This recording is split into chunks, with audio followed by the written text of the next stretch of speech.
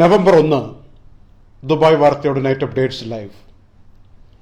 Dubai Indian consulate ഇനി അത്യാവശ്യ കാര്യങ്ങൾ ആളുകൾക്ക് പറയാനും അങ്ങോട്ട് ആശയവിനിമയം നടത്താനും വേണ്ടി ഇന്ത്യൻ കോൺസുലേറ്റിന്റെ പ്രമേസസിൽ തന്നെ ഒരു പ്രത്യേക സഹായ കേന്ദ്രം എല്ലാ ദിവസവും തുറന്നിരിക്കും. 6 മണിവരെ ഉണ്ടായിരിക്കും. വെള്ളിയും ശനിയും ആണെന്നുണ്ടെങ്കിൽ ഉച്ചയ്ക്ക് ശേഷം 2 മുതൽ വൈകുന്നേരം 6 മണിവരെ ഉണ്ടായിരിക്കും. ഇതൊരു വലിയ സൗകര്യമാണ്. നിയമസംബന്ധമായ എന്തെങ്കിലും ആവശ്യങ്ങളുണ്ടെങ്കിൽ അതേക്കുറിച്ച് സംസാരിക്കാം. വൈകാരികമായ പ്രശ്നങ്ങൾ, ഈ സൈക്കോളജിക്കലായിട്ടുള്ള ഒരുപാട് പ്രശ്നങ്ങളുണ്ട്. ആത്മഹത്യ ചെയ്യാൻ പോകുന്നു, എനിക്ക് മടുത്തു, കുടുംബം അങ്ങനെ പറയുന്നു, തൊഴിൽ സ്ഥലത്ത് നിന്ന് ഇങ്ങനെ പറയുന്നു എന്നൊക്കെ പറഞ്ഞിട്ടുള്ള അസുഖക്കാർക്ക് അത്യാവശ്യം സംസാരിച്ച് ആശ്വാസം കിട്ടാനുള്ള നടപടികൾ. സാമ്പത്തിക പ്രശ്നമുണ്ടെങ്കിൽ നിങ്ങൾക്ക് സമീപിക്കാം. ഞാൻ ഇങ്ങനെ ഒരു പെട്ടിൽ ആയിപ്പോയി, പ്രശ്നത്തിലായിപ്പോയി, സഹായിക്കാൻ എന്താണ് മാർഗം? നാട്ടിൽ പോകണം, ടിക്കറ്റ് എടുക്കാൻ കാശില്ല, പോയിട്ട് തിരികെ വരണമെന്നുണ്ട്, കമ്പനി ഇല്ലാതായിപ്പോയി, ഇങ്ങനെ ഒരുപാട് പ്രശ്നങ്ങൾ നിങ്ങൾക്ക് തുറന്ന് സംവദിക്കാനുള്ള അവസരമാണിത്. അതിനുവേണ്ടി പ്രത്യേകിച്ച് സമർപ്പിതമായിരിക്കുന്ന ടോൾ ഫ്രീ നമ്പറുണ്ട്. 800 ഇന്ത്യ എന്ന് ഓർമ്മിച്ചാൽ മതി. ഇന്ത്യ എന്നുള്ളത് അക്ഷരം നോക്കുമ്പോൾ 800 46 34 2. ഇതാരെങ്കിലും കാണുന്നവർ, കേൾക്കുന്നവർ, മറ്റുള്ളവർക്ക് വേണ്ടി ഈ കമന്റ് ബോക്സിൽ 800 ഇന്ത്യ എന്നുള്ളതിന്റെ 800 46 342 എന്ന നമ്പർ എഴുതിയിട്ടാൽ ബാക്കിയുള്ളവർക്ക് വലിയ സൗകര്യമായിരിക്കും. ഈ ടോൾ ഫ്രീ നമ്പർ രാത്രി എന്നില്ല പകലെന്നില്ല, ചിലപ്പോൾ 3 മണിക്കായിരിക്കും വെളുപ്പാങ്കാലത്ത് നമുക്ക് കിടക്കുമ്പോൾ അസ്വസ്ഥത തോന്നുന്നത്, മുന്നോട്ട് പോകേണ്ട തീരുമാനമെടുക്കുന്നത്. വിളിക്കുക നമ്പറിൽ, ഒരാശ്വാസം കിട്ടുമെന്നാണല്ലോ his excellency Amanpuri Indian consul general പറയുന്നത്. മലയാളത്തിലും സംസാരിക്കാം, ഇംഗ്ലീഷ് സംസാരിക്കാം, ഉറുദു സംസാരിക്കാം. ഇങ്ങനെ 5 ഭാഷകളിൽ സൗകര്യം ഒരുക്കിയിട്ടുണ്ട്. നിയമജ്ഞരുണ്ടാവും പല ദിവസങ്ങളിലും. 7 ദിവസവും 7 നിയമജ്ഞരെ കൊണ്ടുവരാൻ വേണ്ടി ഉദ്ദേശിക്കുന്നുണ്ട്. അതുപോലെ ഒരു ദിവസം നേരത്തെയൊക്കെ 500-ലധികം ആളുകൾ ഇത്തരം പ്രശ്നങ്ങളുമായിട്ട് വരാറുണ്ടായിരുന്നു. അപ്പോൾ വേണ്ടത്ര ആളുകൾ ഉണ്ടായിരുന്നില്ല. പ്രവാസി ഭാരതീയ സഹായത കേന്ദ്ര PBSK എന്നാണ് ഇത് അറിയപ്പെടുന്നത്. ഈ സൗകര്യം പ്രയോജനപ്പെടുത്തണം 3 കാര്യങ്ങൾക്ക്: നിയമം, വൈകാരിക പ്രശ്നങ്ങൾ, സാമ്പത്തിക പ്രശ്നങ്ങൾ. ഇതിനൊക്കെ സഹായിക്കാൻ വേണ്ടിയാണ് നമ്മുടെ മിഷനുകൾ പ്രവർത്തിക്കുന്നു എന്നുള്ള ഓർമ്മ വേണം. ഒരു വാട്സപ്പ് നമ്പറുമുണ്ട്. ഇനി വിളിച്ചാൽ കിട്ടിയില്ലെങ്കിൽ 054 3090 571 054 30 90 571. ഈ വാട്സപ്പിലേക്ക് പ്രശ്നം അയച്ചാലും തിരിച്ചു വിളിച്ച് പരിഹരിക്കുമെന്നാണ് പറയുന്നത്. ഇനി ഇമെയിൽ അയക്കണോ? PBSK, നേരത്തെ പറഞ്ഞ പ്രവാസി ഭാരതീയ സഹായത കേന്ദ്ര PBSK.Dubai DUBAI @MEA Ministry of External Affairs .gov government.in India. ഇനി ട്വിറ്ററിലേക്ക് @PBSK Dubai എന്നതിലും സന്ദേശം അയക്കാവുന്നതാണ്. എയർ ബബിൾ എഗ്രിമെന്റ് ഒക്ടോബർ 31 നിന്നും നീട്ടി ഡിസംബർ 31 വരെയാക്കി മാറ്റിയിട്ടുണ്ട്. ഇത് അറിയിക്കുന്നത് ഇന്ത്യൻ അംബാസിഡർ ഹിസ് എക്സലൻസി പവൻ കപൂർ. അദ്ദേഹം ഇത് പറയുമ്പോൾ നമ്മൾ വ്യാഖ്യാനിച്ചെടുക്കേണ്ട കാര്യം, ഷെഡ്യൂൾഡ് ഫ്ലൈറ്റുകൾ മിക്കവാറും ഇന്ത്യയിൽ ഡിസംബറിലും ആരംഭിക്കാൻ സാധ്യതയില്ല എന്ന് തന്നെയാണ്. ഇപ്പോഴത്തെ എയർ ബബിൾ എഗ്രിമെന്റ് ഇങ്ങനെ തന്നെ പോകും. അതുകൊണ്ട് വലിയ കുഴപ്പമൊന്നും പറ്റിയിട്ടില്ല. UAE-ലേക്കാണെങ്കിലും UAE-ൽ നിന്ന് പുറത്തു പോകാനാണെങ്കിലും ഇന്ത്യയിലേക്കുള്ള സർവീസുകളിൽ ആളുകൾക്ക് വലിയ ബുദ്ധിമുട്ട് വന്നിട്ടില്ല എന്നാണ് ഇതുവരെയുള്ള സർവേ ഫലങ്ങൾ പറയുന്നത്. 6,31,000-ലധികം ആളുകൾ നാട്ടിലേക്ക് പോയി. മെയ് 7-ാം തീയതിയാണ് ഈ വന്ദേ ഭാരത് മിഷൻ ആരംഭിച്ചത്. ഇങ്ങോട്ട് വന്നവർ 2.25 ലക്ഷത്തോളം വന്നു.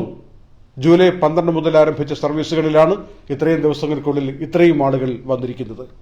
ഇനിയും പോകാൻ അത്യാവശ്യക്കാരുണ്ടെങ്കിൽ, കൂടുതൽ ഫ്ലൈറ്റ് വേണമെങ്കിൽ വരാനുള്ള സാധ്യതയും എയർ ബബിൾ എഗ്രിമെന്റിൽ ഉണ്ട് എന്നുള്ള കാര്യം മനസ്സിലാക്കണം.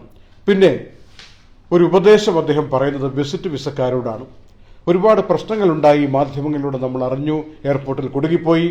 ഈ പ്രശ്നങ്ങൾ സംഭവിച്ചതിന്റെ കാരണം എല്ലാവർക്കും മനസ്സിലായി. വേണ്ടത്ര രേഖകളുമില്ലാതെ നമ്മുടെ നാട്ടിൽ നിന്ന് ആളുകൾ വിസിറ്റ് വിസയിൽ വന്നിറങ്ങിയതാണ്. അത് തൊഴിൽ അന്വേഷിച്ച് വന്നതാണെന്ന് ഉദ്യോഗസ്ഥർക്ക് ബോധ്യമാകുന്ന, പകൽ പോലെ വ്യക്തമാകുന്ന വിധത്തിലാണ് ഓരോരുത്തരും ഒരു ചില്ലിക്കാശില്ലാതെ, റിട്ടേൺ ടിക്കറ്റ് ഇല്ലാതെ മുന്നോട്ട് വന്നത്. സ്വാഭാവികമായും ഒരു രാജ്യം സ്വീകരിക്കുന്ന നിലപാടുകൾ. അതുകൊണ്ട് തന്നെ ഈ തൊഴിൽ വിപണി ഒന്ന് സജീവമാകുന്നത് വരെ ഈ വിസിറ്റ് വിസക്കാർ ഒന്ന് കരുതിയിരിക്കണം. ടൂറിസ്റ്റ് വിസക്കാർ ടൂറിസം ആവശ്യത്തിന് വേണ്ടി മാത്രം വരണം എന്ന ഉപദേശമാണ് അംബാസിഡർ നൽകിയിരിക്കുന്നത്. ഇത് പാലിക്കാൻ പറ്റുന്നതാണോ, എന്താണ് ഇതിന്റെ കാര്യങ്ങളെന്ന് കാണുന്ന പ്രേക്ഷകർ മനസ്സിലാക്കിയെടുക്കേണ്ട വിഷയമാണ്. തൊഴിൽ മാർക്കറ്റ് ഒന്ന് ലെവലായി വരും എന്ന് പ്രതീക്ഷിക്കുന്നത് എന്നാണ്. പക്ഷേ വരുന്ന ആളുകളുടെ അഭിപ്രായക്കുറിപ്പുകൾ ഞങ്ങൾക്ക് കിട്ടിയിരിക്കുന്നത് ഇവിടെ വന്ന് തൊഴിൽ അന്വേഷിക്കുമ്പോൾ പെട്ടെന്ന് ജോലി കിട്ടാവുന്ന സാഹചര്യം ഇപ്പോഴുണ്ട് എന്നാണ്. ഇപ്പോൾ വിസിറ്റ് വിസയിൽ വരുന്നവർ അതിൻ്റേതായ മാർഗങ്ങൾ സ്വീകരിച്ചുകൊണ്ട് അതിൻ്റേതായ രീതിയിൽ റിട്ടേൺ ടിക്കറ്റ് അടക്കം, കയ്യിൽ ചെലവിന് വേണ്ടി കാശടക്കം, എവിടെ താമസിക്കുന്നു എന്നുള്ള രേഖ ഉണ്ടാക്കി അടക്കം വന്നു കഴിഞ്ഞാൽ തൊഴിൽ മാർക്കറ്റിലേക്ക് പോകാനുള്ള ബുദ്ധിമുട്ട് തൽക്കാലം ഇല്ല എന്നാണ് അനുഭവസ്ഥർ പറയുന്നത്. പക്ഷേ ഔപചാരികമായ ഒരു സ്ഥാനത്തിരിക്കുന്ന ഉദ്യോഗസ്ഥൻ നമ്മോട് ഉപദേശിക്കുന്നത് നിങ്ങൾ തൊഴിൽ മാർക്കറ്റ് ഒന്ന് ലെവലായ ശേഷം വരണമെന്നാണ്. ഇത് രണ്ടും പരിഗണിക്കണമെന്നാണ് ദുബായ് വാർത്ത പറയുന്നത്. അനുഭവസ്ഥരുടെ സാക്ഷ്യമാണ് ഏറ്റവും വലിയ കാര്യം. ഉദ്യോഗസ്ഥർക്ക് നിയമപ്രകാരം ഉപദേശിക്കാനുള്ള അവകാശമുണ്ട്, നമ്മൾ കേൾക്കുകയും ചെയ്യണം. അക്കാര്യം രണ്ടും കൂടി ചേർത്ത് വെച്ചുകൊണ്ട് എങ്ങനെ മുന്നോട്ട് പോകാമെന്ന് ആലോചിക്കുന്നിടത്താണ് നമ്മുടെ ബുദ്ധി എന്നും തിരിച്ചറിയുക. യുഎഇയിൽ ഈ അടുത്ത കാലത്ത് ഇത്രയും സജീവമായിട്ട് രോഗബാധ ഉയർന്നതിന് ശേഷം ആദ്യമായി 3000-ൽ താഴെയായി ആക്റ്റീവ് രോഗബാധിതർ കഴിയുന്നു എന്ന കണക്ക് പുറത്തു വന്ന ദിവസമാണ് ഈ നവംബർ 1. അത് വലിയ ആശ്വാസമാണ്. 10,000-ന് മുകളിലായി ഏതാനും ദിവസങ്ങൾക്ക് മുമ്പ് പറഞ്ഞതല്ലേ, രോഗമോചനത്തിന്റെ എണ്ണം കൂടുകയല്ലേ. രോഗബാധയുടെ എണ്ണം വളരെ ഗണ്യമായിട്ട് കുറഞ്ഞില്ലെങ്കിലും മരണം കുറയുന്നു എന്ന കണക്കിൽ യുഎഇയുടെ സ്ഥാനം പട്ടികയിൽ ഒന്നാമത്താണ്. കാരണം ഇത്രയും ആളുകൾ രോഗബാധിതരായി വന്നിട്ട് ഒരാൾ 2 ആൾ ഇങ്ങനെയൊക്കെയല്ലേ മരിക്കുന്നുള്ളൂ എന്ന കണക്ക് വരുന്നത് ഇപ്പോൾ ആഗോളാടിസ്ഥാനത്തിൽ താരതമ്യം ചെയ്താൽ ഒന്നാമത്തെ സ്ഥാനത്താണ്. 2903 ആളുകളാണ് ഇപ്പോൾ രോഗബാധയുമായി മല്ലടിക്കുന്നത്. ഇവിടെ ഇന്ന് 1278 പേർ രോഗബാധയിൽ വന്നു. 1,34,000-ഓളം ആളുകൾക്ക് രോഗബാധ മൊത്തത്തിലുണ്ടായിട്ടുണ്ട്. അതിൽ 1,30,508 പേർ രോഗമോചനം പ്രാപിച്ചു പോയി. ഇന്നും 1,606 ആളുകൾക്ക് രോഗമോചനമുണ്ടായി. ഒരാൾ മരിച്ചു. 496 മരണം മൊത്തത്തിലായിരിക്കുന്നു. 13.2 മില്യൺ ആളുകളെ ഇതിനകം ടെസ്റ്റ് നടത്തിയിട്ടുണ്ട് യുഎഇയിൽ. ആളുകളെ എന്ന് പറയുന്നത് ശരിയല്ല, ടെസ്റ്റുകളുടെ എണ്ണമെന്ന് പറയുന്നതായിരിക്കും കുറച്ചുകൂടി ശരി. കാരണം ഒരാൾ തന്നെ പല പ്രാവശ്യം ടെസ്റ്റ് എടുത്തിട്ടുണ്ടാവാം. ഈ മാസം അവസാനിക്കുമ്പോൾ തൊഴിൽ ചെയ്യുന്നവർക്കെല്ലാം ഒരു സന്തോഷം വരാനിരിക്കുന്നത് 2-3 ദിവസം ചേർത്ത അവധിയായിരിക്കും. 2-3 ദിവസമല്ല, കണക്ക് പറഞ്ഞാൽ 5 ദിവസത്തെ അവധി ചേർത്ത് വരികയാണ്. ഇപ്പോഴേ എന്തെങ്കിലുമൊക്കെ അത്യാവശ്യം പ്ലാൻ ചെയ്യുന്നവർക്ക് അതിനുള്ള സമയമുണ്ട്. ഡിസംബർ 1, 2, 3 തീയതികളിൽ അവധിയായിരിക്കും.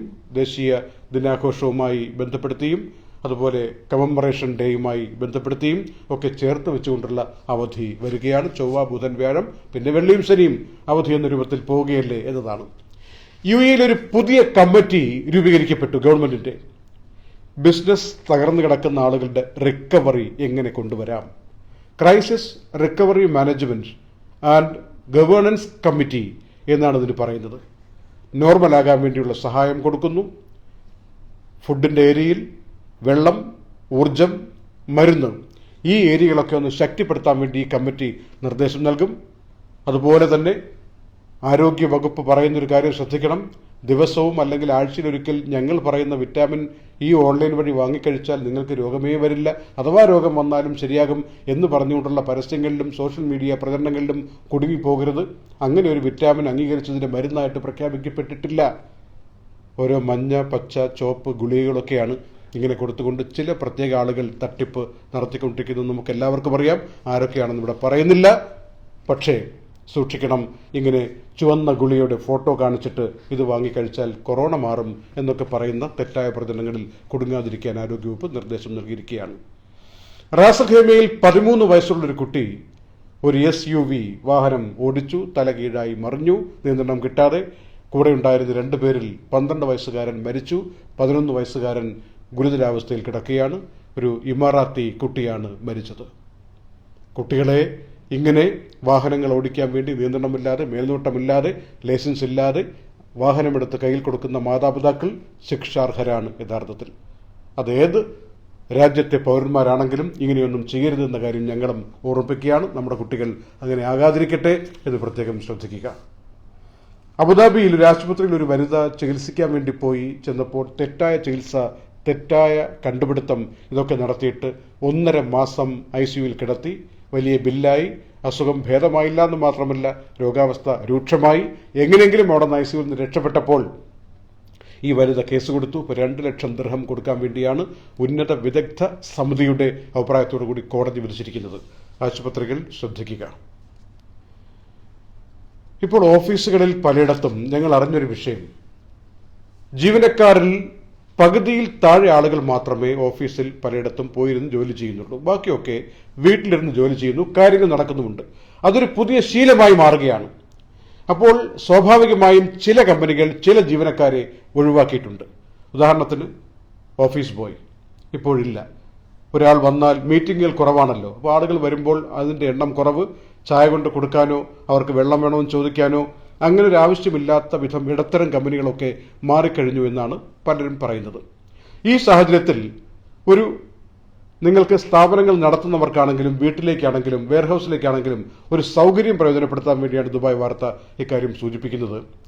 കോഫി മെഷീൻ സൗജന്യമായിട്ട് നിങ്ങളുടെ സ്ഥലങ്ങളിൽ എത്തിച്ചു തരും എന്നാണ് റിയൽ കോഫി എന്ന പ്രസ്ഥാനം പറയുന്നത്. 10, 15, 20 വർഷത്തെ ഒരു പരിചയത്തിൽ നിന്നാണ് ഈ പ്രസ്ഥാനം ഇങ്ങനെ ചെയ്യാനുള്ള സാഹചര്യത്തിൽ എത്തിയിരിക്കുന്നത്. ഒരു മെഷീൻ, അതിൽ കോഫി അല്ലെങ്കിൽ ചായ അല്ലെങ്കിൽ കട്ടൻ ചായ അല്ലെങ്കിൽ ചൂടുവെള്ളം ഇതെല്ലാം എടുക്കാവുന്ന ഓപ്ഷനോട് കൂടി പുതിയ മെഷീൻ നിങ്ങളുടെ ഓഫീസിലോ വീട്ടിലോ കൊണ്ടുവച്ച് തരും. അതിൻ്റെ കാശ് കൊടുക്കേണ്ട വലിയ കാശാണത്. നിങ്ങളെ വിശ്വസിച്ച് കൊണ്ടുവച്ച് തരും. അതിന് വേണ്ടുന്ന കാപ്പിപ്പൊടിയോ ചായപ്പൊടിയോ ഒക്കെ ആ കമ്പനിയിൽ നിന്ന് സ്ഥിരമായിട്ട് മാസത്തിലൊരിക്കലോ 2 മാസത്തിലൊരിക്കലോ എപ്പോഴാണ് തീരുന്നത് വാങ്ങിയാൽ മതി എന്ന കരാറിലാണ്. ഈ സാഹചര്യം പ്രയോജനപ്പെടുത്തിക്കൊണ്ട് ഒരു ജീവനക്കാരൻ അവിടെ ഇല്ലെങ്കിൽ ചായ കുടിക്കാതെ ചൂടുവെള്ളം കുടിക്കാതെ ഇരിക്കേണ്ട സാഹചര്യമില്ല എന്ന് മനസ്സിലാക്കിക്കൊണ്ടാണ് ഇപ്പോൾ ഫ്രീ ആയിട്ട് കൊണ്ടുവച്ച് കൊടുക്കാം, പക്ഷേ സാധനങ്ങൾ അവരിൽ നിന്ന് വാങ്ങി വേണം ഉപയോഗിക്കാൻ എന്ന കരാറ് കൂടി. അതുകൊണ്ട് ഈ നമ്പർ ഒന്ന് നോട്ട് ചെയ്യുക. റിയൽ കോഫിയുടെ 055 477 2177 055 477 2177. ഇന്നത്തെ കാലഘട്ടത്തിന്റെ ഒരാവശ്യമാണ്. ഇനിയിപ്പോൾ തണുപ്പ് കാലത്തിലേക്ക് പ്രവേശിക്കുമ്പോൾ ചൂട് കാര്യങ്ങൾ കുടിക്കേണ്ടത് ആവശ്യമായിട്ട് വരും എന്നുള്ളത് കൊണ്ടുകൂടി പ്രസക്തമാണ് ഈ വിഷയം. 85,000 ആളുകൾ അന്താരാഷ്ട്ര തലത്തിൽ ഇപ്പോൾ രോഗബാധയുടെ മൂർധന്യതയിൽ കഴിയുന്നുണ്ട്. അതായത് അവർക്ക് വെന്റിലേറ്റർ ഒന്ന് കട്ട് ചെയ്താൽ ജീവൻ നഷ്ടമാകുമെന്ന അവസ്ഥയിൽ. ഇതാണ് പേടിപ്പെടുത്തുന്ന ഒരക്കം.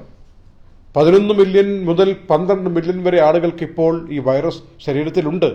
46.5 മില്യൺ കഴിഞ്ഞു പോയിരിക്കുന്ന രോഗബാധിതർക്കിടയിൽ നിന്ന് 1.2 മില്യൺ ആളുകൾ ഇതിനകം മരിച്ചു പോയിരിക്കുന്ന സാഹചര്യത്തിൽ അവശേഷിക്കുന്ന രോഗമോചനം കാത്തുകിടക്കുന്ന ആളുകളായി ഇപ്പോൾ ഉള്ളത് 11 മില്യനും 12 മില്യനും ഇടയിലാണ്. എന്ന് വെച്ചാൽ 775 കോടി ആളുകളിൽ ആകെ 12 മില്യൺ താഴെ ആളുകൾക്ക് മാത്രമേ വൈറസ് ഉള്ളൂ എന്ന കാര്യം മനസ്സിലാക്കിയിരിക്കണം. ഇന്ത്യയിൽ കുറഞ്ഞു വരികയാണ് ഗണ്യമായിട്ട്.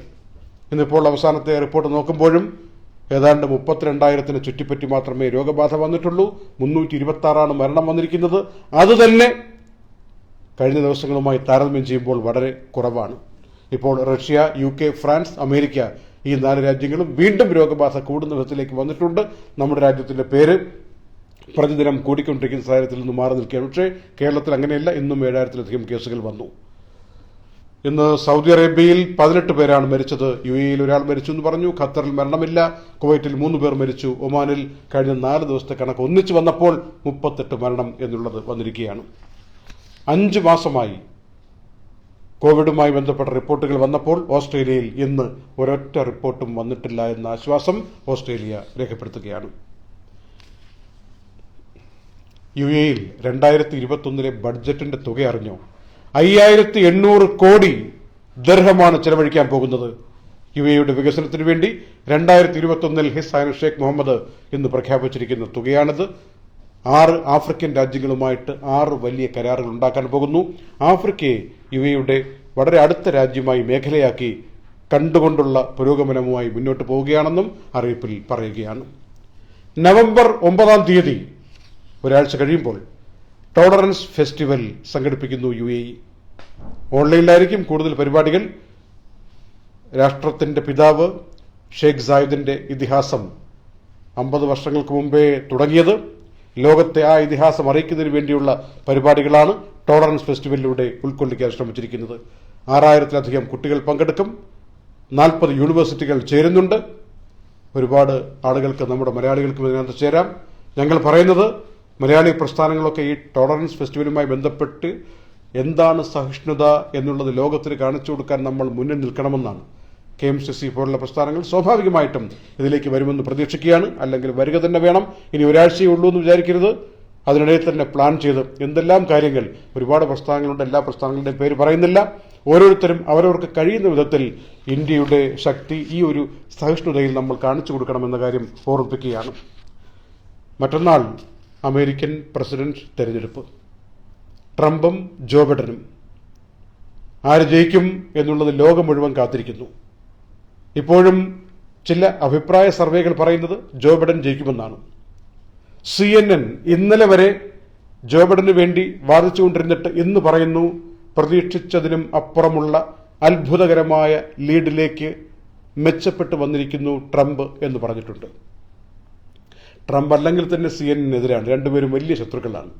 ഏതായാലും സാമൂഹിക മാധ്യമങ്ങളിലൂടെ കടന്നുപോയാൽ കഴിഞ്ഞ ദിവസവും ഞങ്ങൾ സൂചിപ്പിച്ചു, പ്രതികരണങ്ങൾ മനസ്സിലാക്കിയാണ് വിലയിരുത്തൽ നടത്തുന്നതെങ്കിൽ ട്രംപ് ബഹുഭൂരിപക്ഷത്തിൽ ജയിക്കാനുള്ള പ്രതികരണമാണ് വന്നുകൊണ്ടിരിക്കുന്നത്.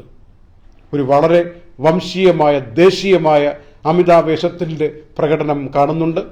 ചൈനയ്ക്കെതിരെ ചൈനയാണ് ജോ ബൈഡൻ എന്ന് പോലും പറഞ്ഞുകൊണ്ട്, ചൈനയ്ക്ക് വേണ്ടിയാണ് ജോ ബൈഡൻ എന്ന് പറഞ്ഞുകൊണ്ട് ട്രംപ് ആഞ്ഞടിക്കുന്നു എന്ന് മനസ്സിലാക്കുന്നു. മിഡിൽ ഈസ്റ്റ് എങ്ങനെ കാണുന്നു? പല മിഡിൽ ഈസ്റ്റ് രാജ്യങ്ങളും കാണുന്നത് ട്രംപ് വീണ്ടും വരികയാണെങ്കിൽ മിഡിൽ ഈസ്റ്റിന്റെ ഓഹരിക്കമ്പോളം കുതിച്ചുയരും എന്നൊക്കെയാണ്.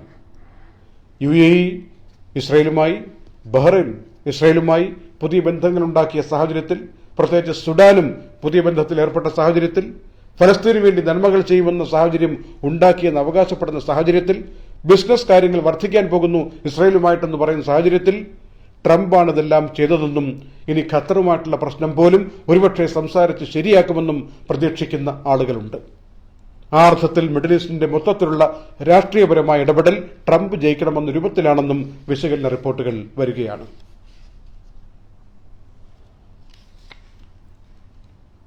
UAE പ്രശസ്തമായ കനേഡിയൻ യൂണിവേഴ്സിറ്റി CUD ഇപ്പോൾ ജനുവരി മുതൽ സ്പ്രിംഗ് സെമസ്റ്റർ ആരംഭിക്കുകയാണ്. അഡ്മിഷൻ അതിനുവേണ്ടി ആരംഭിക്കുന്നു ഇന്നു മുതൽ. ഒരു വലിയ പ്രത്യേകത, ഈ ഒരു കോവിഡ് കാലഘട്ടത്തിന്റെ പ്രശ്നം പരിഗണിച്ച് മലയാളി കുട്ടികൾക്കാണെങ്കിലും ഇന്ത്യൻ കുട്ടികൾക്കാണെങ്കിലും ഇപ്പോൾ ധാരാളമായിട്ട് ഇന്ത്യൻ കുട്ടികൾ വന്ന് കനേഡിയൻ കോഴ്സുകൾ പഠിക്കാൻ വേണ്ടി കനേഡിയൻ യൂണിവേഴ്സിറ്റിയിൽ എത്തുകയാണ്. പഠിച്ചിറങ്ങിയാൽ പെട്ടെന്ന് ജോലി കിട്ടുമെന്ന വിശ്വാസമുണ്ട്.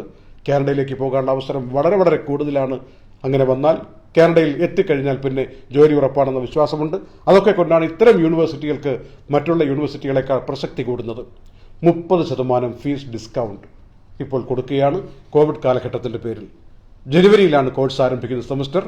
ഇപ്പോൾ നാളെ മുതൽ തന്നെ പോയി അഡ്മിഷൻ നോക്കാം. ഏതൊക്കെ കോഴ്സുകൾ, എല്ലാവിധത്തിലുള്ള കൊതിക്കുന്ന കോഴ്സുകളുമുള്ള യൂണിവേഴ്സിറ്റിയാണ് CUD.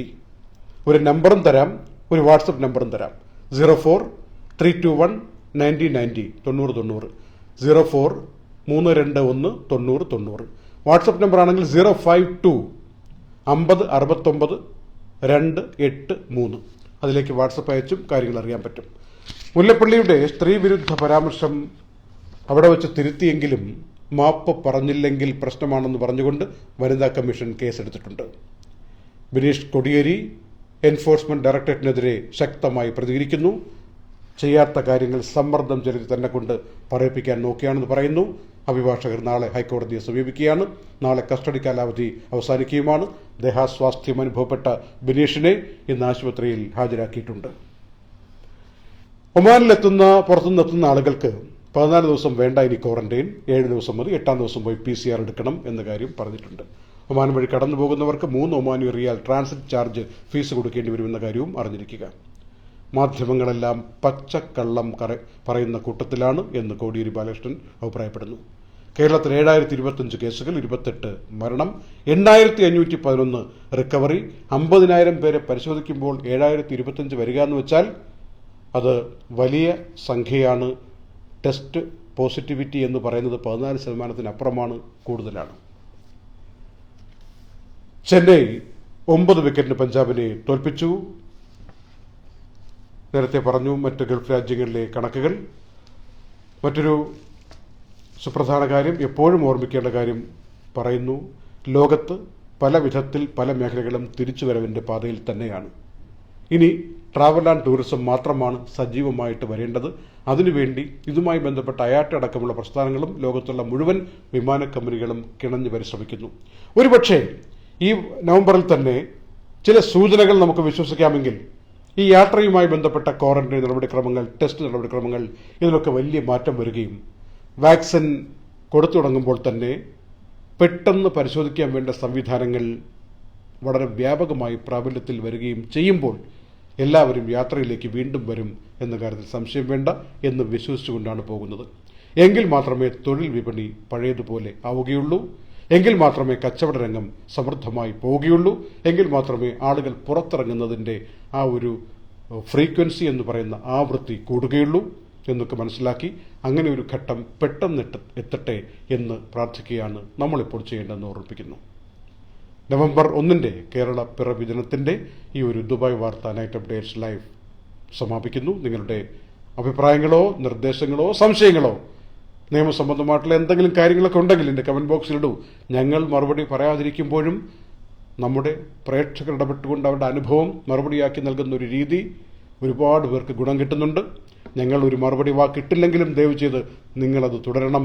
ഒരാളുടെ സംശയത്തിന് ഒരു മറുപടി കൊടുക്കണം. വളരെ ആശ്വാസമായി മാറുന്ന ഒരുപാട് കാര്യങ്ങളുണ്ടാകും ആ നിങ്ങളുടെ ഒരു വാക്കിൽ, അനുഭവത്തിൻ്റെ തെളിച്ചത്തിൽ, വെളിച്ചത്തിൽ.